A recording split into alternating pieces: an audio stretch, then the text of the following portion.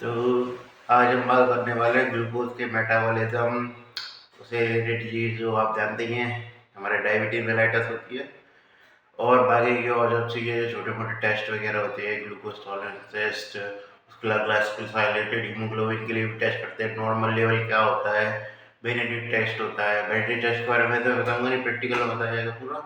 उसके अलावा glucose oxygen peroxidase जो ब्लड के गाज एस्टिमेशन के लिए करते हैं। और बेनिडिक्ट टेस्ट हमारी यूरिन की वजह तो होता ही है। बेनिडिक्ट टेस्ट ज़्यादा कॉमन होता है, वो आता ही आता है। तो सबसे पहले जो प्रैक्टिकल में हमने चीज़ पढ़ी होगी वो अपनी बायोकेमिस्ट्री में वो यही पढ़ी होगी, क्या होता है बेनिडिक्ट टेस्ट। सारी चीज़ें किसके लिए होती है, ग्लूकोज के लिए होती है। मेन चीज़ आती है इसमें ग्लूकोज के लेवल आपको पता होने चाहिए क्या क्या है, क्या क्या क्या फास्टिंग ग्लूकोज लेवल होता है, क्या एकदम पोस्ट पेरिटिव ग्लूकोज लेवल होता है।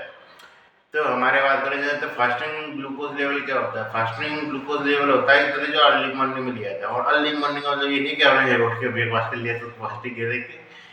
ब्रेकफास्ट करने से पहले उसमें भी खाना ऐसा नहीं कि जैसे मतलब ऐसे अब तो खैर लाइफ स्टाइल 12 साढ़े 12 तक खाना खाते हैं आदमी जल्दी। कम से कम मतलब ये कि 8 बजे से तक आदमी 8 बजे के बाद खाना खाया हुआ नहीं होना चाहिए। यानी कि समझे 8 से लेकर 8 यानी 12 घंटे तो वो एटलीस्ट भूखा होना चाहिए। एटलीस्ट करो मैं भूखा होना चाहिए वो, तब भी हम उसको फास्टिंग ग्लूकोज लेवल कहेंगे। अन्यथा हम उसको फास्टिंग ग्लूकोज लेवल नहीं कहेंगे। चाहे तब कैसे भी फास्टिंग ग्लूकोज लेवल तब खा जाएगा जब वो 12 घंटे से ज़्यादा भूखा रहेगा।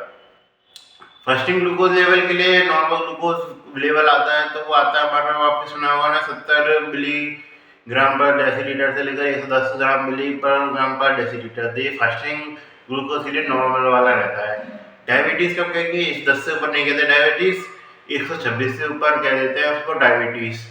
और बीच का जो होता है क्या होता है वो कहते हैं ग्लूकोज इंटॉलरेंस कहते हैं ऐसे। समझिए, इम्पेयर्ड ग्लूकोज टॉलरेंस कह देते हैं, ग्लूकोज इंटॉलरेंस एक ही बात हो जाती है। तो इम्पेयर्ड ग्लूकोज टॉलरेंस कह देते हैं उसको। क्या कहते हैं हमारे, जब 111 से लेकर 110 से नीचे तो हो गया, तो 110 से लेकर 125 तक का जो लेवल होता है हमारा उसे कहते हैं इम्पेयर्ड ग्लूकोज टॉलरेंस। तो ये हो गई हमारी फास्टिंग ग्लूकोज की बात की है। फिर वहां से पोस्ट पेरेंडियल ग्लूकोज को निकालते हैं। तो जब उसे ग्लूकोज खाने को लिए दे देते हैं। हाँ, और खाने के लिए कितना देते हैं, सिंपल सी बात है। तो खाने के लिए सिंपल सी बात है, पैरामीटर आता है जो कि ओरल ग्लूकोज टॉलरेंस टेस्ट में भी आता है, गिना जाता है। तो ओरल ग्लूकोज टॉलरेंस टेस्ट में हम 75 ग्राम ग्लूकोज देते हैं उसे। कम से कम 350 से लेकर 400 मिलीलीटर, 350 से 400 मिलीलीटर पानी के संग देते हैं। पता नहीं, मैं इतने ज़्यादा ऐसे आंकड़ा ध्यान नहीं आ रहा मुझे। एक बार 250 से लेकर 300 मिलीलीटर पानी के संग उसको देते हैं। तो इस तरह इसको डाइट में दिया जाता है। नॉर्मल रहती है एडल्ट के गाजे, बाकी की जो चाइल्ड की गाजे 1.75 पर किलोग्राम पर के हिसाब से देते हैं। मेन आपको एडल्ट के हिसाब से दाना मेन दाना 75 ग्राम ग्लूकोज है वो दिया जाता है। उसके बाद क्या ग्लूकोज नापी जाती है, फिर नापी जाती है 2 आवर के बाद। ये चीज़ ध्यान रखना, 2 आवर में क्या होता है ग्लूकोज का लेवल बढ़ेगा, लेकिन वो 1 आवर तक बढ़ता है। उसके बाद क्या होता है ग्लूकोज का लेवल कम होने लग जाता है। क्यों, क्योंकि फिर इंसुलिन एक्टिवेट हो जाता है हमारा। वो क्या करता है ग्लूकोज के लेवल को कम कर देता है, एब्जॉर्प्शन कर देता है, ग्लाइकोजन बनाना शुरू कर देता है हमारा। तो ये चीज़ होती है। पहले पहले तो ग्लूकोज लेवल बढ़ता है क्योंकि उसका एब्जॉर्प्शन होता है तेजी से, जिसके कारण हमारा इतनी ग्लूकोज लेवल अचानक बढ़ता है। फिर क्या होता है ग्लूकोज लेवल कम जाना शुरू कर देता है। तो 1 घंटे में लेवल हमारे नॉर्मल लेवल में 160 तक पहुंच जाता है। और उसके बाद फिर नॉर्मल आ जाता है 140 तक। तो 2 घंटे बाद वाला जो पोस्ट पेरेंटी वाला ग्लूकोज है उसे याद रखें। तो आप ध्यान रखना कि 140 तक का जो होता है वो नॉर्मल रहता है। 110 से 140 तक, तो 140 तक की लिमिट रहती है। और डायबिटिक ज़्यादा रहता है, उसकी लिमिट रहती है 200 से। तो ये चीज़ आप ध्यान रखना, डायबिटीज़ आप डायग्नोसिस कर रहे हैं, आपको रैंडम दिखे, पोस्ट पेरेंटियल दिखे, ज़्यादातर तो रैंडम पता चलती है हमको। तो उसमें 200 वाली लिमिट ज़्यादा प्रोमिसिंग नहीं आती, 126 की जगह। तो इसे 200 की लिमिट ध्यान रखना। 200 से ऊपर आपको कहीं भी दी जाए ग्लूकोज का लेवल तो आपको ध्यान रखना, सिचुएशन मान लेना है इस तरीके से कि उसको डायबिटीज मेलाइटस हो सकती है, या जेस्टेशनल डायबिटीज मेलाइटस हो सकती है। इस तरीके से उसको बीच में क्या होगा मैंने बताया था, इम्पेयर्ड ग्लूकोज टॉलरेंस होती है उसको, इसमें बोलती बात है इसमें होती है। तो ग्लूकोज टॉलरेंस टेस्ट मैंने बता दिया कैसे होता है। बाकी की एक ओरल ग्लूकोज टॉलरेंस टेस्ट भी होता है जो कि ज़्यादा नया टाइप का बनाया गया है, जिसमें कार्बोहाइड्रेट का कंजप्शन उससे ज़्यादा कराया जाता है। और इसमें बाकी की स्टेप उसने रह दी है। इसमें लास्ट के 3 दिन में से कार्बोहाइड्रेट का कंजम्पशन ज़्यादा कराया। उसके बाद क्या करते हैं उसको बाद उसके क्या कहते हैं कि आपको कम से कम 12 घंटे भूखा रहना है, मैंने बताया था प्री पेरेंटियल वाले के लिए। फिर उसमें क्या करते हैं, सिर्फ सीधे 2 घंटे बाद नाप लिया। इसमें हर समय नापते हैं कि पूरा एकदम जो साइकिल होता है वो कैसे चल रहा है। हर 10-20 मिनट में नापते हैं उसका लेवल 2 घंटे तक एक तरीके से, जिसमें ग्राफ से पता लगाया जाता है। तो ग्राफ कैसा आता है, जैसे तो नॉर्मल केसों में भी कि सिंपल ग्लूकोज का लेवल सिंपल खाना खाने के बाद धीरे धीरे बढ़ेगा ग्लूकोज का ऑब्जर्वेशन जितना ज़्यादा हो, फिर वह घटता जाएगा जैसे इंसुलिन का लेवल एक्टिवेटेड होगा। तो ये चीज़ का ग्राफ का बारे में पता लगती है आपको, ये जाननी, ये मेन अंदर रहता है। जैसे ग्लूकोज टॉलरेंस दे दिया खाली इसने, ओरल ग्लूकोज टॉलरेंस दे दिया, बाकी की इतना अंतर है नहीं है। और उसके अलावा रिलेटेड चीज़ों की बात करते चले इससे, और क्या आ जाती है एक तरीके से हमारी इधर रहते हैं इम्पेयर फास्टिंग ग्लाइसीमिया। अब इम्पेयर फास्टिंग ग्लाइसीमिया क्या होती है कि इसमें क्या है, जो जब क्या फास्टिंग में निकालने तब तक वो नॉर्मल रेंज में नहीं आ रहा है। जैसे फास्टिंग में निकालने तब तक कितना आ रहा है, 110 के ऊपर आ रहा है वो उसका लेवल। लेकिन जब उसे पोस्ट पेरेंडियल निकालने हैं तब वो 140 के अंदर आ रहा है। इसलिए मैंने कहा था कि जब भी डायबिटीज आपको डायग्नोसिस करनी है, आपको पोस्ट पेरेंडियल पे ज़्यादा यकीन करना है बजाय फास्टिंग की, क्योंकि फास्टिंग ग्लाइसीमिया भी हो सकती है उसको, और इम्पेयर्ड फास्टिंग ग्लाइसीमिया भी हो सकती है। इसलिए संबंधी बातें डायग्नोसिस करते हैं 200 का जो आंकड़ा है वो ज़्यादा महत्वपूर्ण है। आपके लिए फास्टिंग वगैरह नहीं दिखनी है, आपको सीधे उसका ग्लूकोज नापना है। 200 से ऊपर है डायबिटीज घोषित कर देनी है। 100 के ऊपर भी हो सकती है फास्टिंग केस में डायबिटीज होगी, सिंपल बात है, लेकिन उसको हम सेकेंडरी सब्सक्रिप्शन में आएंगे और इन्वेस्टिगेशन की जाएगी। 200 से ऊपर होकर डायबिटीज मान सकते हैं प्रॉपर तरीके से, यहाँ पे मान सकते हैं आप। और क्या होगा उसके अलावा क्या करेंगे हम एक तरीके से, एक तरीके से रीनल वाला करेंगे। रीनल ग्लाइकोसियूरिया होता है, सिम्टम ही मान लीजिए रीनल ग्लाइकोसियूरिया कोई डिजीज में भी आता है। रीनल डिजीज में भी हो सकता है, डायबिटीज में भी हो, रीनल डिजीज में भी हो सकता है। तो इसमें क्या है कि रीनल ग्लाइकोसियूरिया का ये बात रखना, रीनल में ग्लूकोज कब आएगा तो उसका थ्रेशोल्ड रहता है। फिजियोलॉजी में किरा में पढ़ी नहीं पता नहीं, तो फिजियोलॉजी में इसके पता होगा, पूरा करवाता है ग्लूकोज रीनल एक्सीक्रेशन करवाता है। उसमें हमने पढ़ा था कि 180 जो मिलीग्राम पर डेसीलीटर का जो लेवल होता है ग्लूकोज का, वो एक तरीके से क्या होता है, हमारा एक थ्रेशोल्ड रखा है, इसके ऊपर होता है वो ग्लूकोज निकलने लग जाता है।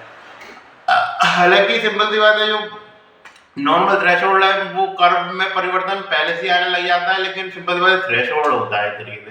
तो इसके बारे में फिजियोलॉजी में चर्चा करेंगे।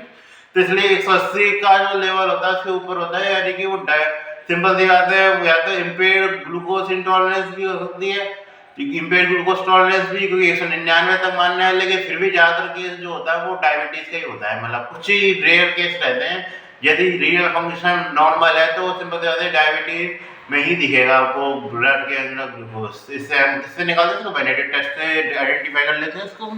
तो ये काफ़ी बड़ी पहचान मानी जाती है कि यदि ग्लूकोज उसमें देखने में लग गया, सिंपल बात है 180 से ऊपर तो निकल ही रहा है, तो सिंपल बात है 180 तो मिनिमम लिमिट है ना, होता है 200 250 400 500 तो पहुँच जाओ, हाँ पहुँच जाता है बहुत दूर तक। तो इसलिए इसका ये चीज़ ध्यान रखनी चाहिए। तो ये किस में निकलता है हमारा, इस तरीके से डायबिटीज में। तो ये चीज़ पता होनी चाहिए आपको कि ग्लूकोसीमिया रीनल फंक्शन सही है तो किस में निकलेगा, एक तरीके से हमारा एक तरीके से इसमें निकलेगा। और किस में निकल सकता है कि मान लीजिए ग्लूकोज हमारा नॉर्मल रेंज में, ब्लड ग्लूकोज हमने ना निकल नॉर्मल रेंज में, फिर हम रीनल फंक्शन देख लेते हैं। तो रीनल फंक्शन में करने वाले जाते हैं नेफ्रोस्क्लेरोसिस को, नेफ्रोट्यूबुलर नेक्रोसिस हो रखी है, या और कोई ट्यूबुलर डिफॉर्मिटी है जिसके कारण जो एब्जॉर्प्शन होता है वो ग्लूकोज का वो नहीं हो पा रहा प्रॉपर। तो जिसके कारण क्या होता है हमारा एक तरीके से ग्लूकोज ज़्यादा निकलने लग जाता है एक तरीके रीनल ट्यूबुल से, क्योंकि नेक्रोसिस हो गई है, रीनल तरीके से फंक्शन कर नहीं रही, जो एब्जॉर्प्शन का काम है ग्लूकोज का वो कर नहीं पा रही है। तो जिसके कारण क्या होता है एक तरीके से हमारे एक तरीके से ग्लूकोज निकलने लग जाता है, वो भी तब जब वो ब्लड ग्लूकोज लेवल हमारा नॉर्मल हो। इसका उल्टा भी हो सकता है एक तरीके से। तो वो क्या हो सकता है, किसमें हो सकता है एक तरीके से वो स्क्लेरोसिस हो रखा हो एक तरीके से, यानी कि ग्लूकोज है वो निकल ही नहीं रहा हो एक तरीके से, हमारी किडनी इतनी मोटी हो गई है। तो इसलिए सिंपल सी बात है, जैसे नेक्रोसिस में तो किडनी पतली सी हो गई एकदम, आसानी से ट्यूबुल से पास कर जा रहा है ग्लूकोज, इसमें मोटी इतनी हो गई है, ट्यूबुल में स्क्लेरोसिस हो गई, स्क्लेरा जमा हो गई, जिससे ग्लूकोज एक तरीके पास आउट ही नहीं हो रहा है, एक तरीके से यूरिन में जा ही नहीं रहा, हमारा अंदर ही अंदर रुक जा रहा है। तो दोनों में इम्पेयर्ड फंक्शन है एक तरीके से, एक में तो ज़्यादा रिलीज हो रहा है ग्लूकोज, एक में सिंपल सी बात है जो रिलीज होना चाहिए था वो रिलीज नहीं हो रहा है। तो इसलिए ये इम्पेयर फंक्शन है, ये बस ग्लूकोज तो नहीं यार डी को इसको, तो ये भी डी में कंसीडर किया जाता है। ये ग्लूकोज एक्सट्रेट होना इतने से रिजल्ट में अच्छी बात है। कुछ आपने कुछ डायबिटीज में दवाई पढ़ी होंगी फार्मा में, इससे ग्लिफिजून वाली पड़ी होंगी, उसमें उसका काम ही होता है ग्लूकोज को किडनी से निकालना, इतनी यूरिन में एक्सक्रीट कर रहा है लगा लो। तो इसलिए ये एक अच्छी चीज़ है, कोई ऐसे बुरी चीज़ नहीं है ग्लूकोज का, ये मतलब डायबिटीज को सही करने के लिए जरूरी है। तो ये चीज़ किस में देखने को मिलेगी हमको, नेफ्रोस्क्लेरोसिस में देखने को मिलेगी, जो कि एक डायबिटीज का एक दी जाती है, किस्मल विल्सन सिंड्रोम आता है। मैं नाम प्रोनाउंसिएशन करने में दिक्कत आती है, आपको पता ही मैं हिंदी मीडियम का स्टूडेंट हूँ, तो मैं थोड़ी सी दिक्कत आती है उनको नाम प्रोनाउंस करने में। तो इसमें क्या होता है, नेफ्रोस्क्लेरोसिस रहती है, तो रीनल की बॉल है वो मोटी हो जाएंगी, रीनल ट्यूबल्स की, तो वो ग्लूकोज का एक्सक्रीशन ही नहीं होगा उसका। तो ये कारण हो सकता है एक तो इसके बढ़ने का।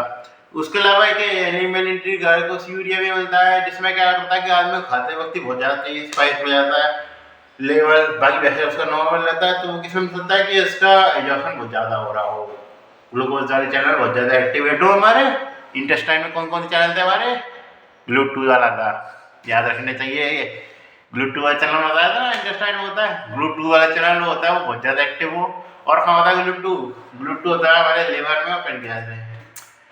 इसी पे आधार पर आ गए ग्लूट2 से याद आता है हम पेनक्रियास, इसकी बात कर लेते हैं इंसुलिन की।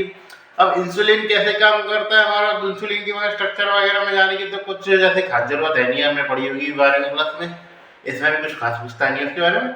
मेन आता है इंसुलिन का सिक्रीशन कैसे होता है इस तरीके से।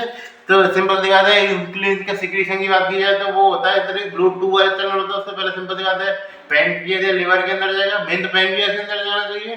तो पैनक्रियास के अंदर जाएगा तो तेरी सिग्नल बनेगा कि भाई ग्लूकोज तो बहुत ज़्यादा हो गया, हमारी फैट स्टेट बढ़ेगी हमारी, तो वो क्या करेगा इंसुलिन रिलीज करेगा। तो इसलिए ग्लूट2 वाला चैनल होता है, इधर सिग्नलिंग का काम करता है हमारा, जो कि एब्जॉर्ब करता है किससे, ग्लूट2 से चैनल से, और सिग्नलिंग करता है कि हमें एक तरीके से हमारी फैट स्टेट हो गई है और हमें सिंपल से इंसुलिन रिलीज करना पड़ेगा। इंसुलिन रिलीज करने के बाद क्या करता है, तो हमने एक चैनल पढ़ा था ग्लूट4, ये सारे चैनल मैंने पहले लेक्चर में कवर करे थे, या कुछ चैनल याद होनी चाहिए सारी की सारी। ग्लूट4 वाला चैनल था वो क्या करता था, हमारे एक तरीके से मसल्स पे काम करता था। मसल्स को ध्यान रखें तो वो मसल्स खुद सिंपल सी एब्जॉर्प्शन नहीं कर सकती, यूटिलाइज नहीं कर सकती ग्लूकोज का, उन्हें सिंपल सी बात है इंसुलिन की सहायता चाहिए होती है। ब्रेन सेल्स होती हैं उनको नहीं चाहिए होती है। कौन सा रिसेप्टर होता है उसमें, ब्रेन में फर्स्ट वाला, तो उसे चाहिए नहीं होती है ग्लूकोज की यूटिलाइज करने के लिए, तो इसलिए सिंपल सी बात है मसल्स को चाहिए होती है, मतलब मसल्स को चाहिए होती है। तो ग्लूट4 वाला चैनल होता है वो इतने से जो मतलब इंसुलिन होता है ग्लूट4 वाले चैनल को एक्टिवेट करता है, जिसके कारण क्या होता है हमारा एक तरीके से इंसुलिन का एब्जॉर्प्शन होता है, बेसिकली ग्लूकोज का एब्जॉर्प्शन हो पाता है। ग्लूकोज का एब्जॉर्प्शन हो पाता है तो क्या होता है ब्लड ग्लूकोज की लेवल कमी होगी। और दूसरा क्या कि ये जो ग्लूट2 वाला चैनल हमारा कहाँ पे था, एक तरीके लिवर में भी था, इसलिए उसके बाद भी सिग्नल जाता है किसका, लिवर के पास भी, जो कि क्या करता है ग्लूकोकाइनेस, पता होगा आपने, ग्लाइकोलाइसिस बढ़ जाता है, एक तरीके से ग्लाइकोलाइसिस वाली प्रक्रिया एक तरह लिवर में भी बढ़ जाती है। और क्या होता है करता है हमारा, तो मैंने बताया था कि ग्लूकोजेनेसिस वाली जो प्रक्रिया होती है या फिर इधर ग्लाइकोजन बनाने वाली प्रक्रिया होती है, उसको भी एक्टिवेशन करने का काम क्या करता है, सिंपल सी बात है साइक्लिक एएमपी की मात्रा में कमी करके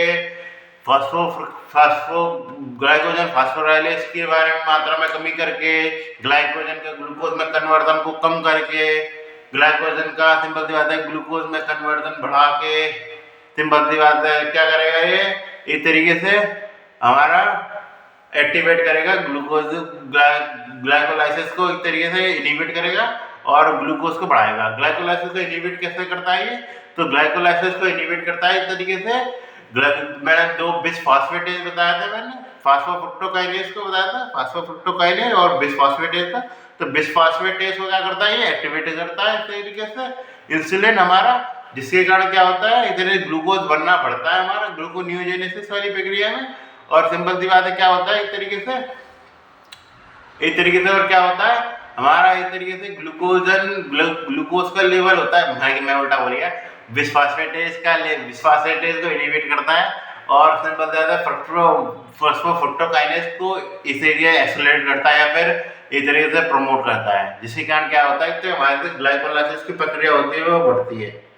तो ये चीज़ पता होनी चाहिए। तो कॉम्प्लेक्स है, वही बोलने दिक्कत आ रही है कि मैं तो बहुत पढ़ा हुआ है, इसलिए ये चीज़ ध्यान रखना थोड़ा सा, एक बार लिख लगा के देख लेना। मेरे से मूड था नहीं इस समय थोड़ा, तो इसलिए मैं लिख नहीं रहा उसको, थोड़ा सा कॉमन टॉपिक भी है ये, तो इसलिए ये चीज़ होती है। तो इंसुलिन के आपको फंक्शन वगैरह पता होनी चाहिए। स्ट्रक्चर आपको पता ही हो, ए चैन बी चैन होती है, सी पेप्टाइड होता है, उसमें डाइसल्फाइड बॉन्ड जो है होते हैं। इसमें क्या है, इसमें कुछ खास है नहीं बताया है। रिसेप्टर ध्यान रखना है, जो इंसुलिन का एक कौन कौन से रिसेप्टर पर काम करती है एक तरीके से इंसुलिन, ये चीज़ आपको पता होनी चाहिए। ग्लूकागोन भी रहता है इसी के सिमिलर रहता है, एंटी इंसुलिन वाला रहता है। उसका जो भी इंसुलिन हमारा काम कर रहा है उसका जस्ट उल्टा कर देना, कौन सा हमारा ग्लूकागोन आ जाएगा इस तरीके से। फिर हम आते हैं मेन टॉपिक हमारे आज के, वो रहता है हमारा डायबिटिक मेलाइटस।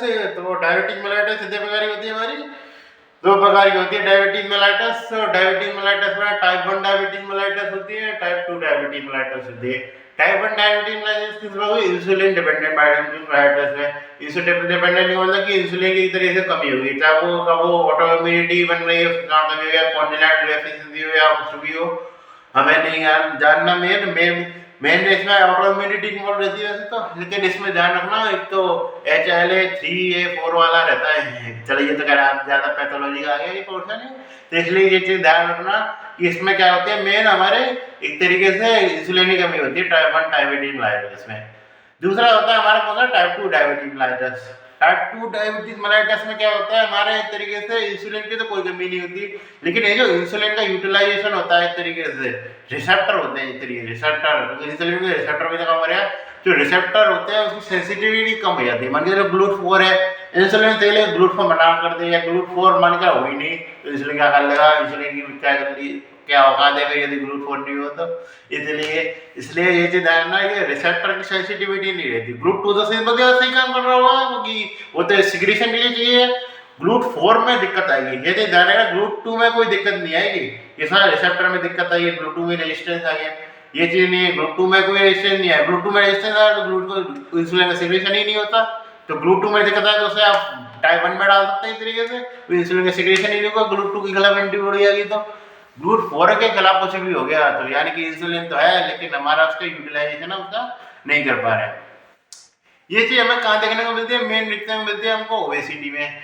ओबेसिटी में क्या देखने को मिलती है, ओबेसिटी क्या करता है कि तरीके से जो फैटी एसिड होते हैं, फैट सेल्स होती है, एडिपोज सेल्स होती है, वो क्या करते हैं एक तरीके से जो इंसुलिन के प्रोमोटर्स होते हैं हमारे इंसुलिन में, जैसे कुछ प्रोमोटर्स भी काम करते हैं, जैसे इसमें जिसमें GIP आता है हमारा एक GIP, और उसके अलावा GLP-1 आता है, उनको क्या करते हैं एब्जॉर्ब कर लेती है एक तरीके से, अपने ऐसा बांध लेती है, जिसके कारण वो प्रमोट होते हैं, मतलब इंसुलिन सिक्रेशन तो होता है उस समय भी, लेकिन वो सिंपल सी बात का यूटिलाइजेशन नहीं हो पा रहा है इस तरीके से उसका प्रॉपर, ये चीज हो सकती है। तो ये ग्लूकोज मतलब रेजिस्टेंस में बहुत बड़ा योगदान रहता है ओबेसिटी का। कोई एडिपोज सेल होती है वो इधर प्रमोटर को बांध लेती है, या इंसुलिन को इधर बांध के रखती है, जिसके कारण वो एक तरीके से जहाँ जरूरत है वहाँ पे उसका उपयोग नहीं हो रहा है एक तरीके से। मेन तो ये चीज है, मेन ऐसे ओबेसिटी, सेडेंटरी लाइफस्टाइल, मतलब एक्सरसाइज नहीं कर रहा आदमी, मसल का यूज नहीं हो रहा है, सबसे ज्यादा मसल को ग्लूकोज का भी यूटिलाइज करेगी मसल।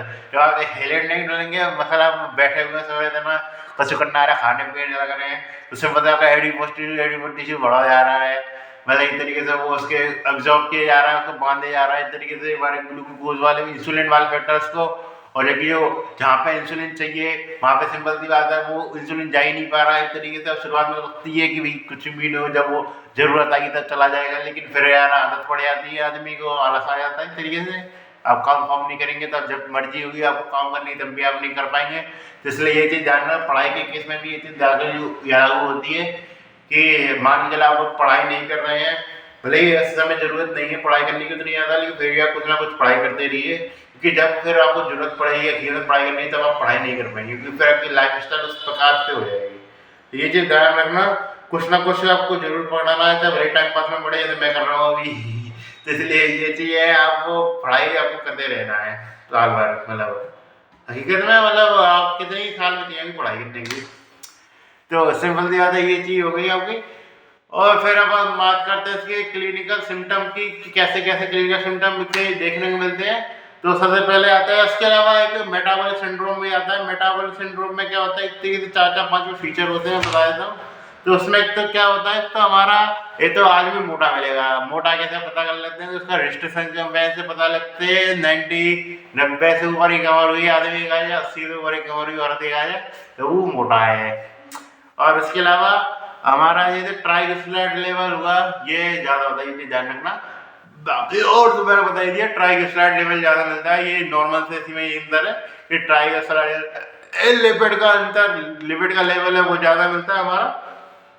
और क्या मिलता है, एक तरीके से कोलेस्ट्रॉल होता है, कोलेस्ट्रॉल में भी बैड कोलेस्ट्रॉल नहीं, जो गुड कोलेस्ट्रॉल होता है हमारा एलडीएल कोलेस्ट्रॉल, वो एक तरीके से कम मिलता है।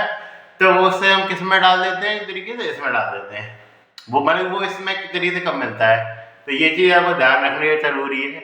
और क्या ध्यान रखना जरूरी है इसमें, एक तरीके से सेकेंड रुक जाइए, और क्या ध्यान रखना जरूरी है, एक तरीके से उसमें ग्लूकोज का लेवल तो बढ़ा हुआ मिलेगा ही और इसके अलावा बीपी का भी बढ़ा हुआ मिलता है, यानी कि डायबिटीज, हाइपरटेंशन, डेड कॉम्बिनेशन इधर साइड लेफ्ट क्लियर है दोनों। तो ये मिलता है मेटाबॉलिक सिंड्रोम में। लिपिड आपको हाई मिलेगा, कोलेस्ट्रॉल आपको कम मिलेगा, गुड कोलेस्ट्रॉल कम मिलेगा, बैड कोलेस्ट्रॉल ज़्यादा मिलेगा, भी आपको हाई मिलेगा, यानी जो भी एक तरीके से नॉर्मल साइलेंट फीचर होते हैं किसी की मौत के, वो सारे मिलते हैं। तो ये हमारा एक तरीके से मेटाबॉलिक सिंड्रोम होता है। इसके अलावा अंदर ज़्यादा आएंगे, मेन रोग के फीचर याद रखने हैं आपको। और उसके अलावा मेटाबॉलिक सिंड्रोम में एक तरीके से पीसी, पॉलीसिस्टिक ओवेरियन डिजीज सुनी होगी आपने, तो वो इंसुलिन रेजिस्टेंस के कारण ही होती है, जिसमें पॉलीसिस्ट बनते जाते हैं, छोटे छोटे एंड्रोजन का लेवल आ जाता है। ज़्यादा कुछ खास जानने को है। मेन आता है हमारे एक तरीके से सिम्टम क्या क्या मिलेंगे, पैथोलॉजी क्या क्या डेवलप होंगी। मेन किसकी पैथोलॉजी के बारे में बात करेंगे हम, बात करेंगे हम एक तरीके से बायोकेमिस्ट्री से रिलेटेड पैथोलॉजी की, आगे की और तो रहती हैं। बायोकेमिस्ट्री से रिलेटेड क्या होगा, एक तरीके से क्या क्या चेंज आएंगे। तो ये चीज़ समझ लीजिए कि ग्लूकोज है वो एक तरीके से साइकिल में, मैंने बहुत बार बताया था कि साइकिल में क्या हो रहा है, एक तरीके से ग्लूकोज का लेवल बढ़ रहा है, यानी कि एक तरीके से ग्लूकोज नीचे की साइड नहीं जा रहा बल्कि वो ग्लूकोज वाली साइड में जा रहा है, यानी ग्लूकोनियोजेनेसिस बढ़ता ही जा रहा है। ग्लूकोनियोजेनेसिस जब बढ़ रहा है तो ग्लूकोनियोजेनेसिस को कराने के लिए सिंपल से आता है, अपने ग्लूकोनियोजेनेसिस पूरा साइकिल पढ़ा था, मैं चाहता हूँ आप दोबारा पढ़ें, बार बार आएगा, ये याद रहना ही चाहिए आपको, काम नहीं चलेगा। ग्लूकोनियोजेनेसिस में आता है तो एक मैंने स्टेप बताया था, इसमें फास्फोपाइरुवेट से फास्फोइनोपाइरुवेट में 2 स्टेप लगी थी, जिसमें मैं फास्फोपाइरुवेट किस में कन्वर्ट हुआ था हमारा ऑक्सैलो एसीटेट में, फिर ऑक्सैलेट एसीटेट किस में कन्वर्ट हुआ था हमारा फास्फोइनोल पाइरुवेट में। तो इसमें सिंपल सी बात है क्या हुआ था, एक तरीके ऑक्सैलो एसीटेट का कंजम्पशन हुआ था, और ऑक्सैलो एसीटेट है वो एक सबस्ट्रेट के रूप में भी, तो एक तरीके से जो क्या कहते हैं हमारा टीसीएस साइकिल हुआ, तो एक तरीके से टीसीएस साइकिल है उसमें कमी हो जाएगी एक तरीके से, जैसा एल्कोहल में हो रहा था, एल्कोहल में भी तो ये चीज़ हो रही थी कि एक तरीके से हमारा टीसीएस साइकिल में कमी हो रही थी। क्यों कमी हो रही थी उसमें, क्योंकि उसमें ऑक्सैलो एसीटेट से क्या हो रहा था, उसमें ऑक्सैलो एसीटेट से एक तरीके से मेलेट बनने के लिए मेलेट में कन्वर्जन हो रहा था, क्योंकि मेलेट वाली रिएक्शन जो होती है ऑक्सैलो एसीटेट उसमें NADPH का उपयोग होता है, बल्कि मेलेट से ऑक्सैलो एसीटेट बनती है उसमें NADPH निकलता है, और NADPH तो हमारे पास, NADH तो हमारे पास बहुत ज़्यादा है, उसकी जरूरत ही नहीं है हमको, रिएक्शन किस तरफ चलेगी, उल्टी तरफ चलेगी, तो इसके कारण ऑक्सैलो एसीटेट की कमी हो रही थी। और ऑक्सैलो एसीटेट की कमी हो गई यानी कि टीसीएस साइकिल नहीं चलना, यानी कि ऑक्सीडेटिव जो एक तरीके से साइकिल होती है वो नहीं चलती, और ऑक्सीडेटिव साइकिल नहीं चलेगी तो इससे मतलब होता है एनारोबिक साइकिल चलेंगे। हाँ, एनारोबिक साइकिल चलेंगी तो क्या क्या साइकिल चल सकती है, एक तो सिंपल से याद है तो लिंक रिएक्शन हो जा रही है हमारी। अब लिंक रिएक्शन हमारी हो गई तो क्या बनेगा हमारा एसिटाइल कोएंजाइम है, एसिटाइल कोएंजाइम का क्या उपयोग होता है, इस तरीके से हमारा फैटी एसिड सिंथेसिस में उपयोग होता है, कीटोन बॉडी सिंथेसिस में उपयोग होता है, तो इसलिए क्या जाएगा कीटोजेनेसिस मिलेगा हमको, कीटोन बॉडी सिंथेसिस में सारा फैट तो नहीं जाएगा, कुछ कीटोन बॉडी नहीं, तो कीटोन बॉडी सिंथेसिस में एक तरीके से उपयोग होगा। और क्या हो सकता है, पायरुवेट वाले से ऊपर आप देखें तो क्या होता है हमारा पायरुवेट से लैक्टेट बन जाता है एनारोबिक के रूप में, तो हमारे एक तरीके से लैक्टेट बनना एक तरीके से बढ़ जाएगा, सिंपल सी बात है, लैक्टेट ज़्यादा बनेगा तो क्या हो जाएगा उसको लैक्टिक एसिडोसिस हो जाएगा। तो ये चीज़ ध्यान रखना, कीटो एसिडोसिस, लैक्टिक एसिडोसिस उसको मिलते हैं सिम्टम। टीसीएस साइकिल नहीं हो रहा है यानी कि ऑक्सीडेटिव यूटिलाइजेशन नहीं हो रहा है, और ऑक्सीडेटिव यूटिलाइजेशन नहीं हो रहा है तो हालांकि एनर्जी बहुत ही कम मिल रही है आदमी को, आदमी फिर ज़्यादा से ज़्यादा खाएगा, क्या खाएगा, खाना खाएगा, और क्या खाएगा, खाना ही तो खाएगा और क्या खाएगा। तो ये चीज़ है। क्रीम का फीचर क्या क्या मिल सकते हैं? फिर सिंपल से याद है और खादिमी को सिंपल से याद है ग्लूकोज ज़्यादा से ज़्यादा यूरिन में निकल रहा है तो सिंपल से याद है ग्लाइकोज यूरिया तो मिलेगा। और सिंपल सी बात है ग्लूकोज को ज़्यादा निकल रहा है तो उसको सिंपल सी बात है एक्सक्रीशन करना जरूरी है। ये चीज़ समझ में आए, ग्लाइकोज यूरिया कोई डिजीज नहीं है, ये डिजीज का सिम्टम है, ये चीज़ समझ लेना। तो ग्लाइकोज यूरिया जब निकल रहा है तो उसको निकालने में ज़्यादा पानी की जरूरत है। सिंपल सी बात है खाली वो चीनी के रूप में एकदम पत्थर तो निकलेंगे नहीं, और सिंपल सी बात है हम पानी भी ज़्यादा निकलेगा, इसलिए सिंपल सी बात है पॉलीयूरिया भी हो रही है, जिसके कारण थ्रस्ट सेंटर एक्टिवेट हो रहे हैं तो उसमें ज़्यादा से ज़्यादा पॉलीडिप्सिया भी है, ज़्यादा से ज़्यादा पानी पीने की इच्छा हो रही है उसकी, और खाना लगे तो रानी है उसको, क्योंकि सिंपल सी बात है एनर्जी तो कमी मिल रही है, कितनी 2-3 एटीपी तो काम चल रहा है हमें, इधर 36 एटीपी मिल रहे थे, वहाँ पे 5-6 एटीपी मिल रहे हैं, तो क्या से क्या क्या काम चल रहा है, तो इसलिए तो फिर ज़्यादा से ज़्यादा खाना खाएगा, तो इसलिए पॉलीफेजिया, पॉलीयूरिया, पॉलीडिप्सिया, ये चीज़ तो बताइए आपको। क्रोनिक कॉम्प्लिकेशन में क्या क्या आते हैं? एक तरीके से क्रोनिक कॉम्प्लिकेशन हम बात कर रहे हैं जो तेरे ऑर्गन पे इम्पैक्ट डालते हैं, जो कि ज़्यादा पैथोलॉजी से रिलेटेड है, बायोकेमिस्ट्री से उतना रिलेटेड नहीं है, लेकिन हम इसके बारे में चर्चा कर लेते हैं। तो उसमें बात करें चले तो क्रोनिक कॉम्प्लिकेशन में काफ़ी बार पूछा जाता है कि एथेरोस्क्लेरोसिस होता है, जिसमें प्लाक बनने के फॉर्मेशन को तेजी से प्रमोट करता है। उसकी मैकेनिज्म के बारे में बात नहीं करूँगा, वो सारा पैथोलॉजी में था, तो ये चीज़ ध्यान रखना, एथेरोस्क्लेरोसिस मिलता है।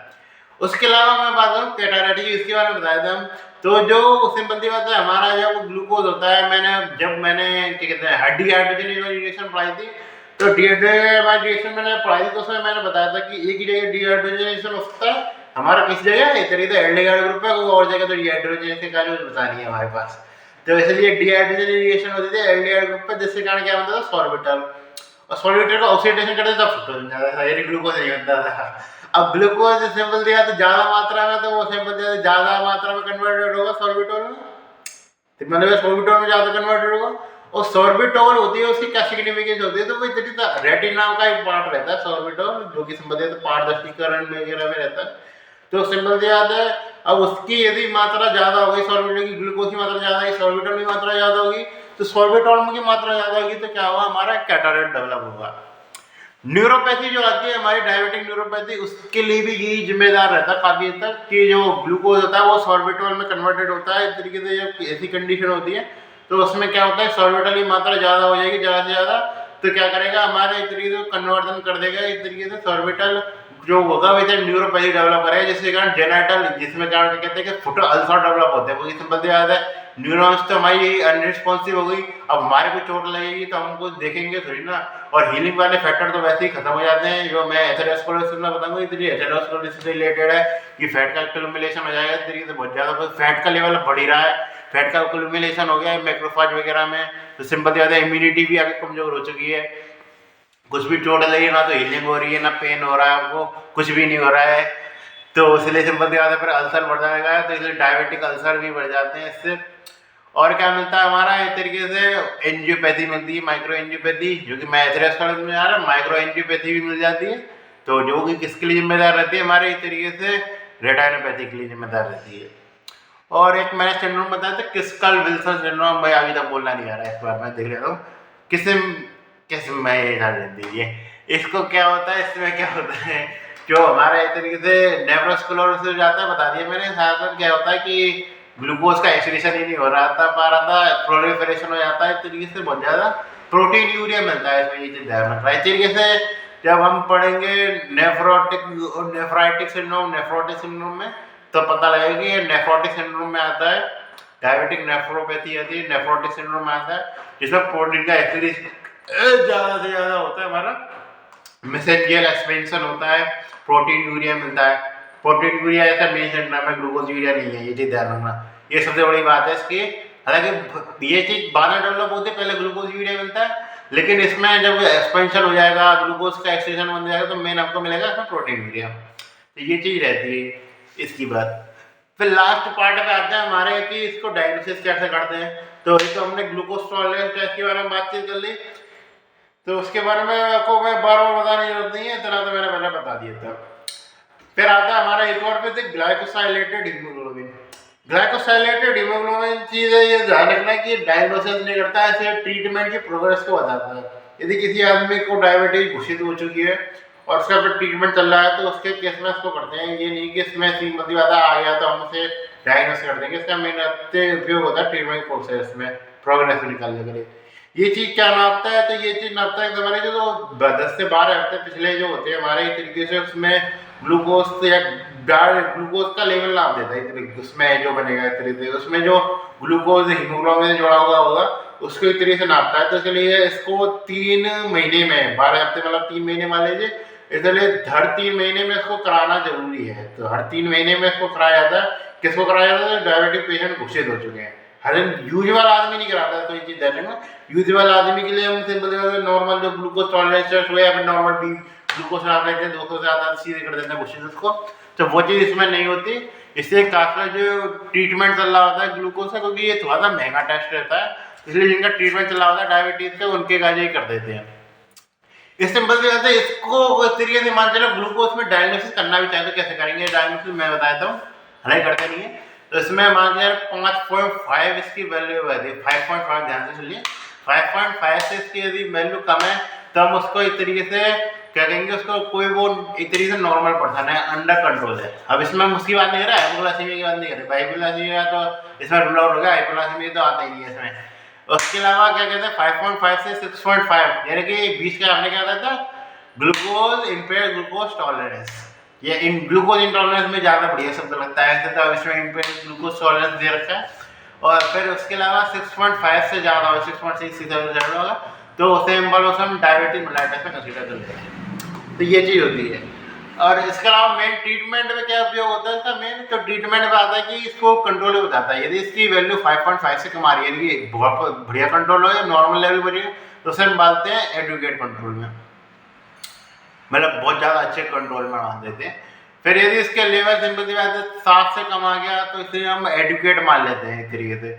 और यदि इसका लेवल 8 या 8 से ऊपर जा रहा है तो हम इससे मान लेते हैं इनएडुकेट या पुअर कंट्रोल मानते हैं सिंपल से। तो इसलिए adequate control, inadequate control, poor control, very good control, इसमें इसके लेवल ध्यान रखने इतने ज़्यादा में ध्यान है। एक तरीके से 5.5 से वेरी गुड कंट्रोल डिनोट किया जाता है, 7 से नीचे एक तरीके से एडुकेट कंट्रोल होता है, फिर 8 के आसपास वेरी पुअर कंट्रोल रहता है। तो ये चीज़ ध्यान रखनी है।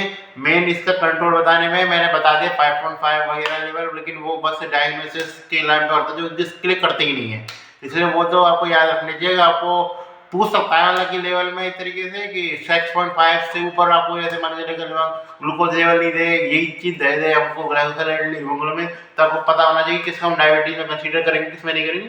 हालांकि डायग्नोसिस का उपयोग नहीं है कोई, लेकिन आपको पता होना चाहिए कि क्या क्या उपयोग रहता है इसका। तो ये इस प्रकार हमारा लेक्चर खत्म हुआ। मैंने ज़्यादा लिख के लेक्चर बनाता हूँ, लेकिन मैं चाह रहा हूँ कि मैं नए साल में तो अपना चेहरा ज़्यादा दिखाऊँ थोड़ा सा। तो बहुत ज़्यादा आपको नए साल की शुभकामनाएं।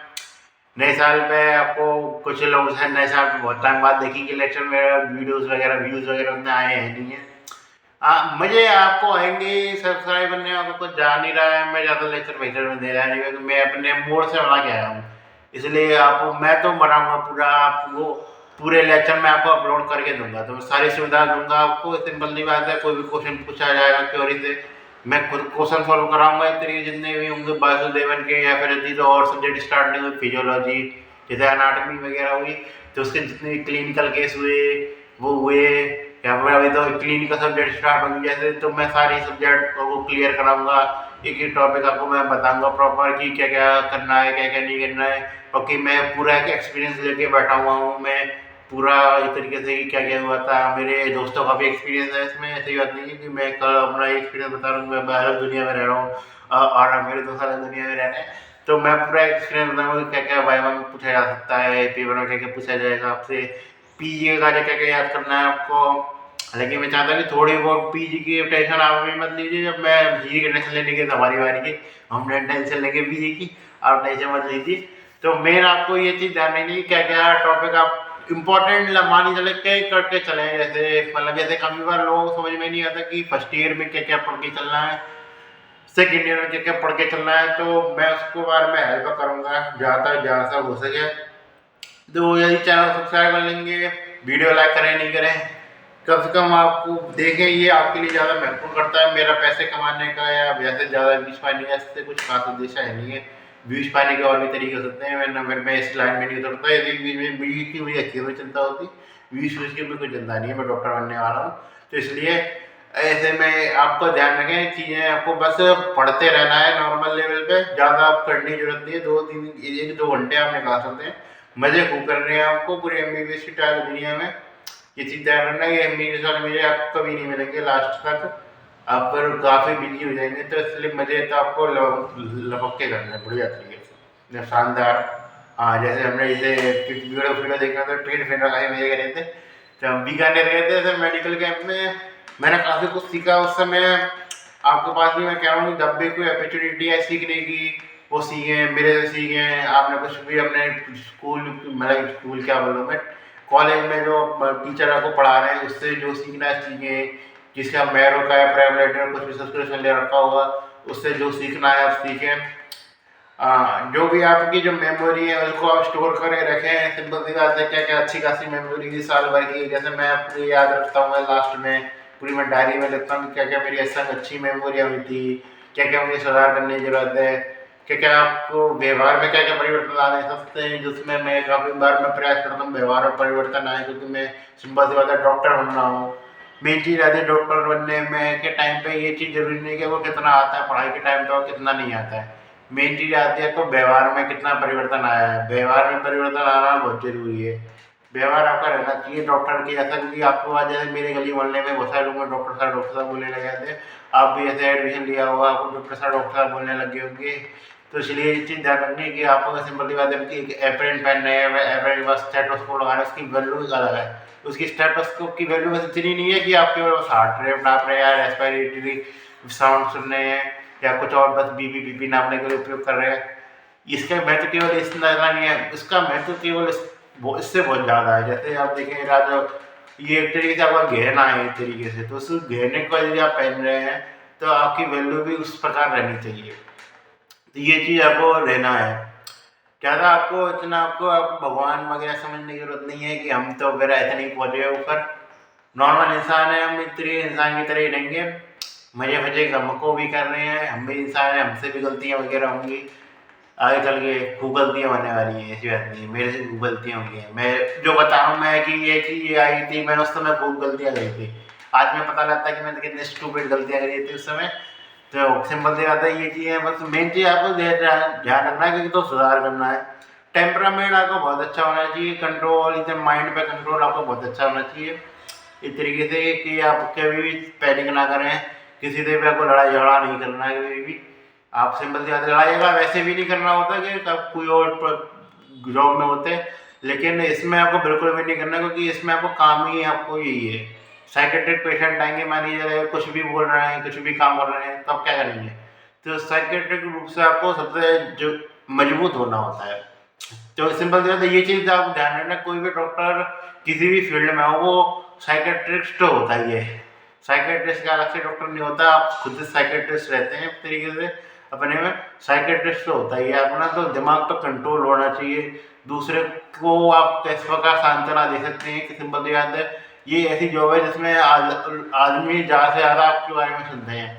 मैं जैसे आरबीएम में जैसे मैं जाता रहता हूँ, तो मैं सिंपल सी बात है, मैं किसी से भी कुछ भी पूछता हूँ तो वो सारा इतनी डिस्क्रिप्शन देता है। सिंपल सी बात है, अपनी अपनी पर्सनल जानकारी देता है। आपसे पर्सनल जानकारी आपको लगा लीजिए, आपको नॉर्मल आपको बगल का अच्छा रिश्तेदार आपको कोई भी हालांकि आपको जानकारी नहीं बताएगा अपनी पर्सनल, लेकिन इसे बता डॉक्टर का आपका टैग लग जाता है तो वो लोग आपको पर्सनल जानकारी तो बता देते हैं।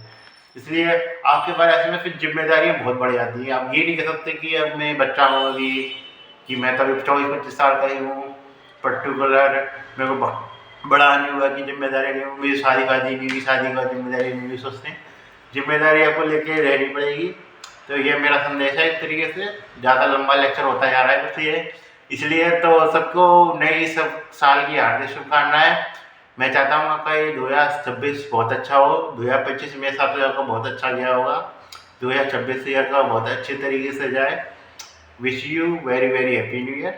और जो भी आप कह सकते हैं, मतलब नई साल की हार्दिक शुभकामनाएं। हिंदी भाषा में तो नहीं कहूँगा, हिंदी भाषा का हिंदी के कैलेंडर के हिसाब से नया साल नहीं है, तो इसलिए हैप्पी न्यू ईयर। और इस तरीके से आप अपने करियर आपका अच्छा हो, लंबा हो, और अब तो ज़्यादा से ज़्यादा लोगों की अब सेवा करें, मदद करें और ज़्यादा से ज़्यादा पैसा भी कमाएं। पैसा कमाने में कोई एकदम लोभ नहीं करना, पूरा एकदम भर भर के पैसा कमाना है आपको।